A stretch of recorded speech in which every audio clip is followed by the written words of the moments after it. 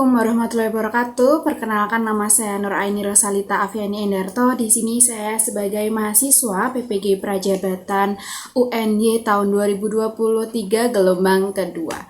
Baik, di sini saya akan menjelaskan mengenai salah satu makul yang ada di dalam semester 1, yaitu PTK atau biasa kita kenal dengan penelitian tindakan kelas. Pada materi ini, di koneksi antar materi, saya akan menjelaskan mengenai koneksi objek, masalah PTK, dan solusi yang bisa saya tawarkan ketika waktu itu saya PPL di SMP Negeri 1 Depok dan mendapatkan sebuah masalah.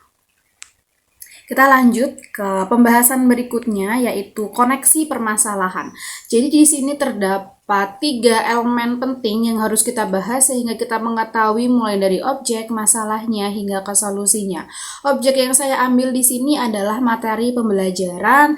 Waktu saya PPL itu materinya adalah teks tanggapan, buku, fiksi, dan non-fiksi. Jadi nanti peserta didik diharapkan mampu untuk bisa menanggapi sebuah tulisan di dalam sebuah buku. Nah, kemudian masalahnya apa? Ketika saya mengajar mereka tentang materi ini, masalah yang muncul adalah peserta didik itu sulit untuk mengembangkan gagasan pokok menjadi sebuah cerita. Mengapa saya akhirnya bisa mengambil masalah ini? Karena ketika saya melakukan pengajaran dan saya mengambil penilaian assessment, tidak sesuai yang diharapkan, jauh di bawah standar yang seharusnya mereka itu mampu untuk mengerjakan, tetapi ternyata jauh di luar prediksi itu. Nah, itulah mengapa akhirnya saya mengambil permasalahan di dalam teks tanggapan buku fiksi dan non-fiksi ini khususnya untuk mencapai tujuan mengembangkan cerita dari sebuah gagasan pokok. Akhirnya saya mencari sebuah solusi dan saya mendapatkan dari pendekatan berbasis teks. Mengapa demikian? Karena ketika saya mengajarkan materi ini untuk pertama kalinya saya tidak menggunakan pendekatan berbasis teks. Saya hanya menggunakan pendekatan discovery learning. Dan ternyata ketika saya melakukan pengajaran dengan pendekatan itu, peserta didik itu kurang memahami bagaimana cara menentukan kalimat utama terlebih dahulu, kemudian akhirnya menjadi gagasan pokok, dan kemudian dirombak menjadi pita pikiran, kemudian mereka bisa bercerita. Ternyata kurang seperti itu. Akhirnya saya mencari-cari dari strategi pembelajaran dan saya menemukan pendekatan berbasis teks. Nanti alasannya saya akan jelaskan di slide berikutnya mengapa saya akhirnya mengambil pendekatan ini. Kita lanjut di sini langkah-langkah. Jadi langkah-langkah yang saya tuliskan di sini kita mulai dari yang pertama, yaitu mulai dari mengenalkan teks dan merevisi. Terdapat 8 langkah-langkah dari pendekatan berbasis teks. Mengapa pendekatan ini yang saya ambil? Jadi begini. Untuk menentukan sebuah kalimat utama, kemudian gagasan pokok, dan akhirnya mereka bisa membuat peta pikiran dan mereka membuat sebuah teks gitu. Jadi karena tujuan atau goals utamanya adalah mereka bisa membuat teks dari runtutan yang sudah mulai dari awal, dari kalimat utama hingga ke gagasan pokok, mereka mampu membuat teks. Nah, inilah mengapa pendekatan berbasis teks ini sinkron atau mengalami sinkronisasi, ya dikarenakan tujuan utama atau akhir hasil produk yang diharapkan adalah sebuah teks. Nah, mari kita lihat langkah-langkah. Yang pertama adalah mengenalkan teks. Peserta didik mengetahui jenis-jenis buku atau teks fiksi dan non-fiksi. Jadi seperti yang saya katakan di awal, peserta didik itu akan saya kenalkan mengenai perbedaan dari buku fiksi dan non-fiksi. Kalau fiksi itu berarti karangan, kalau non-fiksi itu bersifat ilmiah. Akan saya kenalkan bersama dengan peserta didik, mereka juga mencari informasi, diberikan pemahaman mengenai teks itu apa terlebih dahulu. Kemudian yang kedua, memahami bahasa yang ada di teks. Peserta didik memahami cara menemukan gagasan pokok dalam kalimat utama di sebuah paragraf. Jadi nanti saya akan memberikan video pemantik atau video di awal untuk mereka paham bahwa oh kalau video itu ada teksnya, kemudian sebenarnya mereka bisa mengambil poin-poin. Nah, poin-poin itulah yang dinamakan dengan gagasan pokok. Sebenarnya hanya simple, tapi mungkin karena butuh latihan lagi, jadi peserta didik itu diperlukan untuk mendapatkan video pemantik yang lebih dari satu. Ketika mereka memahami teksnya, bahasanya itu tuh kalau yang fiksi itu tidak resmi, non fiksi itu resmi, baku, sistematis. Kalau yang fiksi itu berdasarkan bahasa sehari-hari, ketika mereka memahami itu, mereka akan ke langkah-langkah yang ketiga, yaitu berlatih menganalisis teks.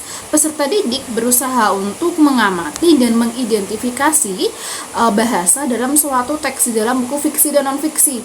Nah, kalau yang di awal kan mereka hanya paham, oh kayaknya ada perbedaannya nih gitu. Kemudian kalau yang di langkah ketiga mereka mulai paham apa sih perbedaannya gitu. Ketika mereka mengetahui perbedaan bahasa, otomatis saat mereka menulis mereka tahu tata caranya. Oh, jadi bahasa yang aku gunakan kalau fiksi itu bahasa sehari-hari, kalau non fiksi berarti harus baku, harus formal.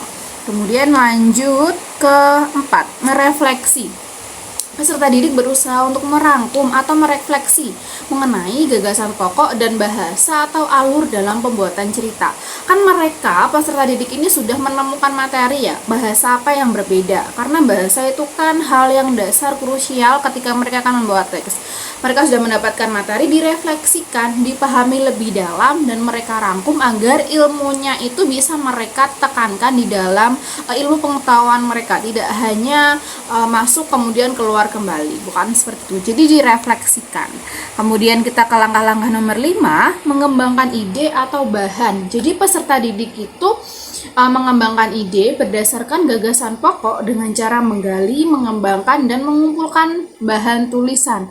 Menggali itu berarti mereka paham oh mereka mau menuliskan apa di poin-poin, kemudian dikembangkan alur ceritanya itu seperti apa. Oh kalau yang non fiksi berarti datanya dari mana, seperti itu. Kemudian mengumpulkan bahan tulisan referensinya agar mereka memiliki banyak kosakata, karena salah satu kendala terbesar peserta didik ketika mereka akan melakukan kegiatan menulis, mereka itu kesulitan untuk merangkai sebuah kalimat. Jadi solusinya seperti apa?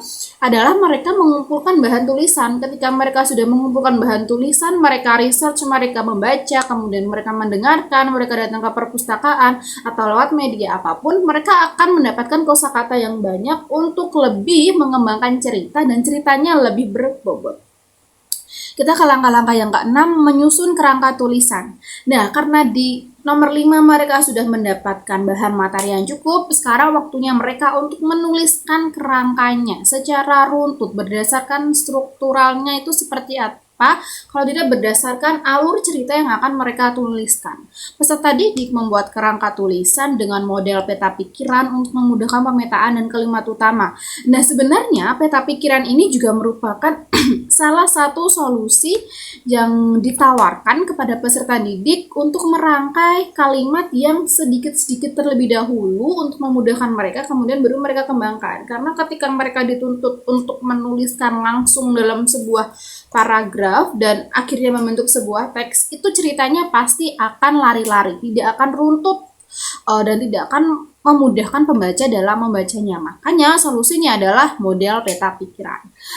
Kita ke langkah-langkah yang ke-7 adalah menulis draft.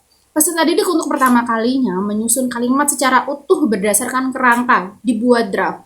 Jadi ketika sudah membuat peta pikiran atau ibarat nama lainnya adalah mind mapping, ketika mereka sudah mendapatkan itu, dikembangkan. Nah, tulisannya kan pasti banyak ya. Ini yang dinamakan adalah draft gitu. Jadi mereka menyusun draft dan kita ke lanjut ke yang ke-8 yaitu merevisi. Kegiatan revisi ini menuntut peserta didik untuk merefleksi hasil tulisannya dan meninjau kembali tulisannya gitu. Jadi direfleksi, oh tulisanku sudah bagus tidak, sudah sesuai dengan tujuan jalan ceritanya atau tidak. Dan peserta pendidik di sini fungsinya adalah sebagai pengendali atau pengcross-checkan ulang. Oh kamu kurang, tulisannya kurang baik, tulisannya kurang rapi, kurang runtut, seperti itu. Selain itu, hasil draft yang sudah ada juga diberi arahan oleh pendidik, kemudian direvisi kembali oleh peserta didik. Jadi setelah saya akhirnya mengetahui bahwa pendekatan berbasis teks itu memiliki 8 langkah, di mana mulai dari awal memahami, kemudian mereka membuat kerangka, membuat draft, kemudian direfleksi, direvisi kembali, itu akan meningkatkan kualitas tulisan dari peserta didik. Nah, itulah mengapa dalam masalah yang sudah dibahas di atas, kita kembali ke atas, yaitu peserta didik sulit untuk mengembangkan gagasan pokok menjadi sebuah cerita. Solusi yang bisa ditawarkan atau solusi yang bisa kita lakukan untuk meningkatkan kemampuan pengembangan gagasan pokok melalui pendekatan berbasis teks. Jadi sekian, itu saja yang bisa saya sampaikan. Semoga ilmu yang saya sampaikan bisa bermanfaat bagi semua para pembaca. Saya ucapkan terima kasih sudah menonton video ini. Saya mohon maaf jika terdapat kesalahan. Saya tutup. Wassalamualaikum warahmatullahi wabarakatuh.